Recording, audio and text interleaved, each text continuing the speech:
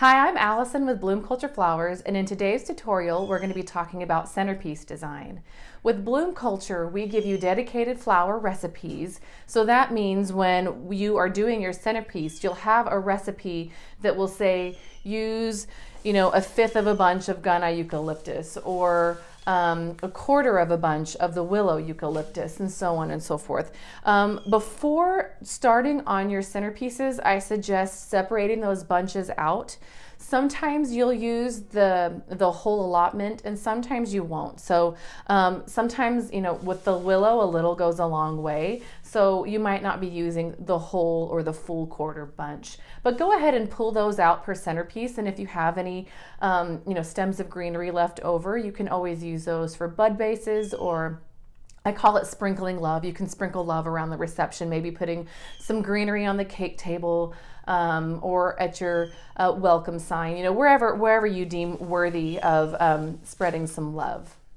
Okay, so let's get started. First, with centerpiece design, I suggest, if you're going to be using floral foam, to measure out your floral foam per the size of your vase. I typically like to go a ½ inch to an inch above the rim of the vase with the floral foam, so that way you're not having to crowd your stems as you're building your arrangement. Next, I like to tape off a light grid on the top just to secure the foam in place. You don't need a ton of tape here. You don't want to cover up the foam. Also, when you're taping, make sure that you don't tape it so tightly that it squishes or starts to slice through the foam. Just a nice light grid tape will work.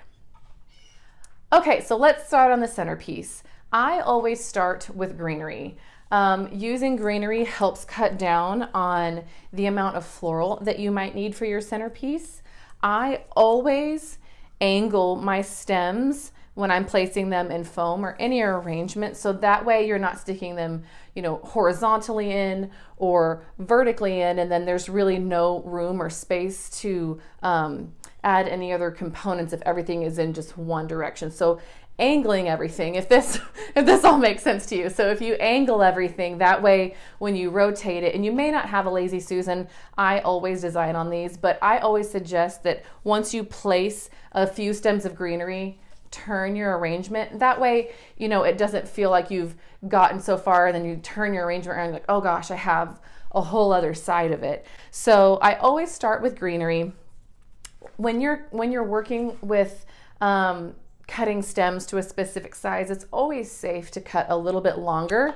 And then if you place it in there and you think, oh, I need it a little bit shorter, you can always go a little shorter, but you can never make your stem length longer. So always go a little bit longer, especially on the first centerpiece that you do. Then you'll start to get the hang of it and you'll pick up speed.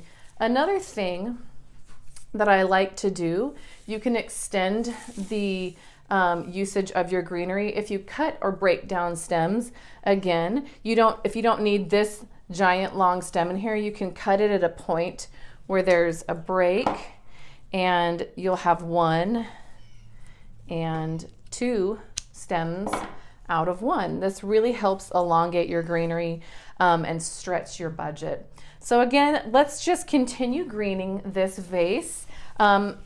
When we have your floral recipes, I've told you how much greenery you can use. So just continue greening until you feel like it's at a good point.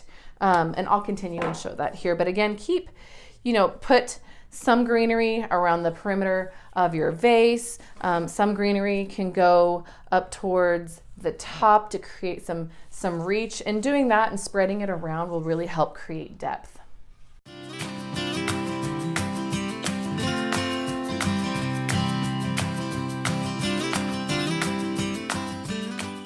Once you have a good base of 1 greenery, I sometimes move on to the next. This way you don't feel like it's too heavy with one specific look or aesthetic, that you can start to give it some more depth and dimension.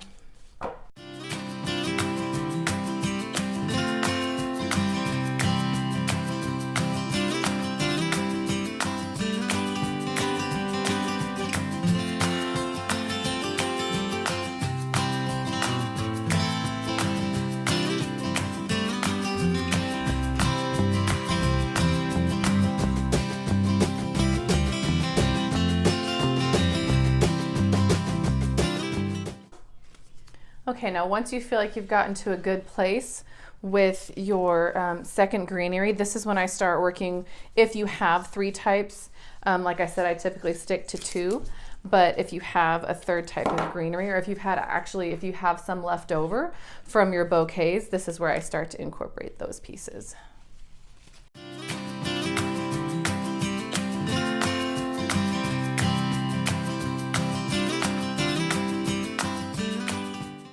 Now you don't have to get it to the point where you can't see any foam or that it looks like it's just a complete greenery arrangement. If you want it to go that way, that's totally fine, but don't feel like you have to. When you've got a good foundation like this and you see a few little holes or open spots, that's a really great spot for the flowers that we're about to place. It always helps me, you know, looking around and thinking, oh, that looks like it needs more greenery. And sometimes I stop myself and think, no, like we can actually put some floral in there. Okay, and if you have a few stems or sprigs of greenery left over, just hang on to those, because when we get to the end, you might want to backfill, as I call it, with some greenery to cover up a few spots. But it looks like we've gotten to a really good point. We haven't used all of the allotted greenery, so that feels really good. But just hang on to it in case we get there that we want to backfill with that. Okay, now let's move on to our flowers. Okay, so now we are ready to add our floral. I typically start with longer linear blooms. It helps me create the shape that I want to go with. If you're wanting to stick with something a little bit more compact and round, we will go over that in some other tutorials, but this is going to have a little bit more shape and a little bit more movement to it, be a little bit more organic. I like to start with stalk. Just go ahead and strip down some of those stems. And I typically keep these to the outsides. Again, talking with my hands, to the outsides of the arrangement. Just makes it feel a little bit more loose.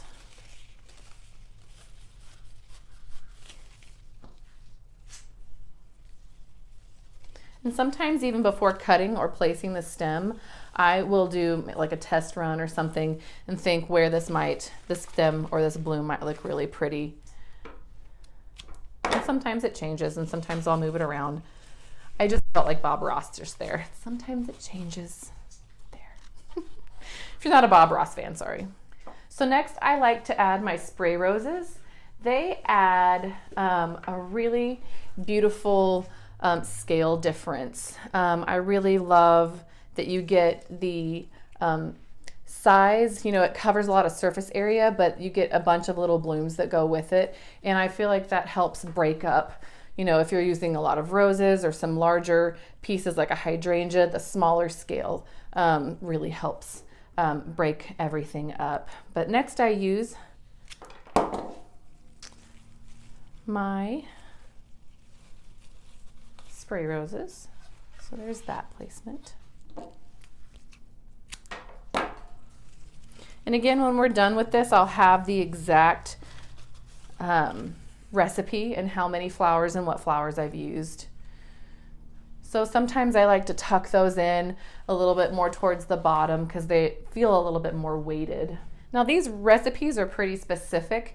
I think I said earlier that for our bouquets, they have a range, but whenever we're dealing with the centerpieces, we have a pretty, I don't want to say strict, but a very dedicated recipe. So it says, you know, only three stems of stalk, only 3 stems of the spray roses. So try to stick to those, so that will help you when you get to your last 3 centerpieces. You're not like, oh my God, I don't have enough product. So stick to those recipes and you won't go wrong. Okay, next we are going to place our roses. These, oh my God, they couldn't be any more beautiful. They have opened up. They are just gorgeous. I love the color variation in these. These are quicksand roses. They just, to me, couldn't get any more beautiful than this. So next I like to place my roses. And again, continue to turn your centerpiece and think, where these lovely gems might go. This one would look really pretty right here. And while you're designing, if you find that some of your greenery placement isn't ideal, go ahead and just take that out and replace it.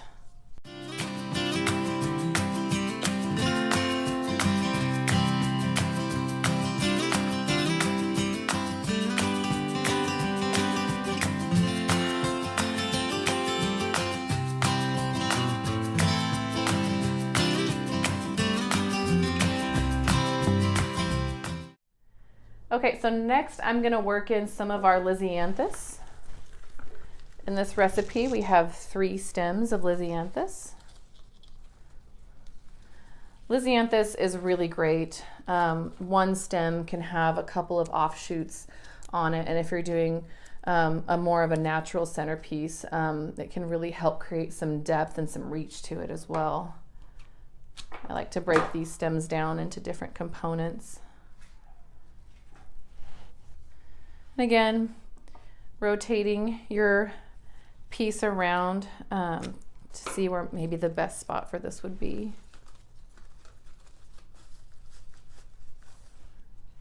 Breaking up a little bit of the color there. See, and this is also a prime example of just how heavy blooms can bend the stem, but this is still completely usable. It's not dead. It's still very much alive and beautiful. But when you get stems like this, just pay attention to their movement. And instead of putting it, up on top or in a spot that seems like it's going to keep pulling it down, maybe anchor it or weight it down low somewhere. Kind of create that drooping or draping, not so much drooping, more of a draping feeling to it.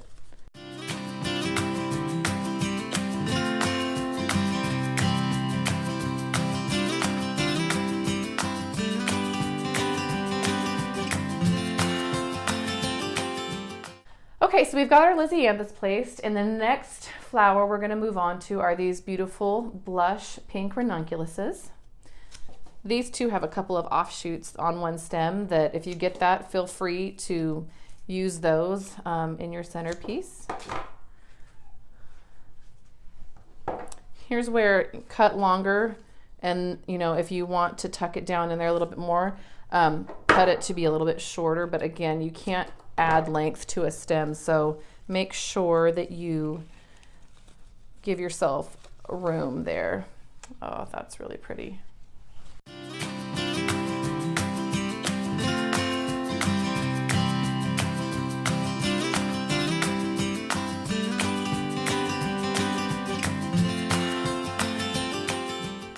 All right, well, everything is starting to feel really full and really beautiful. I don't see very many holes when we get to this stage in the arrangement, but one last item that we do have to use is the wax flower. The wax flower is a filler flower, and it really does. It fills in the little holes that just need a little something extra, just like that right there. And it adds, again, a difference of scale. Don't forget to strip down your stems before you place these, but go through your arrangement and just see where you might be able to add here and there little holes. So looking at this arrangement, I see, there's greenery, there's a couple of flowers, but to me that's kind of a hole right here.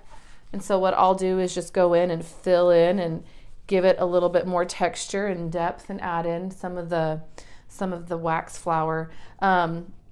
Typically I tuck wax flower, but don't hesitate if you see, an open spot on the edge right here that you want it to kind of give it a little bit more reach as well. But this is what I do. I kind of look at the front and back of the arrangement and add in sprigs of wax flower as needed.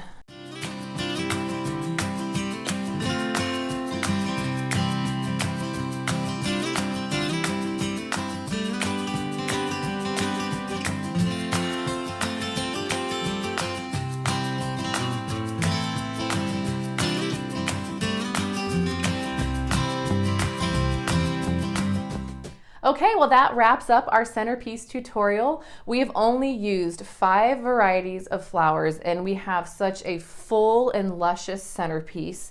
Anybody can do this. Just follow our recipes and watch our tutorials. And if you have any questions along the way, don't hesitate to comment below or to shoot us an email, hello@bloomcultureflowers.com. Well, I'm Allison Fleck with Bloom Culture Flowers, and you guys have a great day.